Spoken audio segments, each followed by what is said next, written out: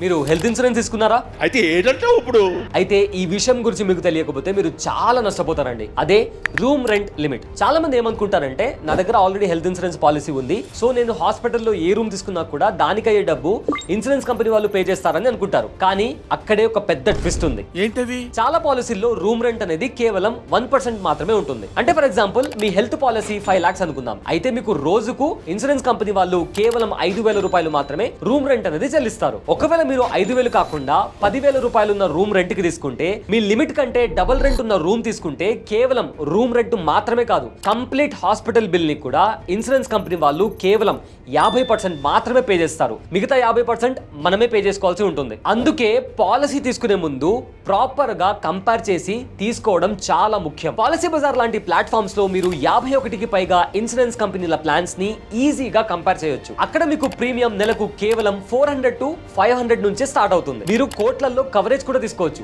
పైగా కంపేర్ చేసి తీసుకోవడం వల్ల మీకు 25% డిస్కౌంట్ కూడా లభిస్తుంది. అండ్ మరీ ముఖ్యంగా అసలు నో రెంట్ లిమిట్ ఉన్న ప్లాన్స్ ఏవో మీరు అక్కడ ఈజీగా చెక్ చేసుకోవచ్చు. గుర్తుపెట్టుకోండి, ఇన్సూరెన్స్ అనేది మనల్ని ఆపదల నుంచి కాపాడాలి, అంతేకాని కొత్త కష్టాలు తెచ్చిపెట్టకూడదు. సో కంపేర్ చేయండి అండ్ బెస్ట్ ప్లాన్ ని సెలెక్ట్ చేసుకోండి. మీకంటూ మీరు ఒక బెస్ట్ హెల్త్ ఇన్సూరెన్స్ ప్లాన్ కోసం చూస్తున్నట్లయితే డిస్క్రిప్షన్ లో లింక్ ఉంది, క్లిక్ చేసి ఇవాళే సెలెక్ట్ చేసుకోండి.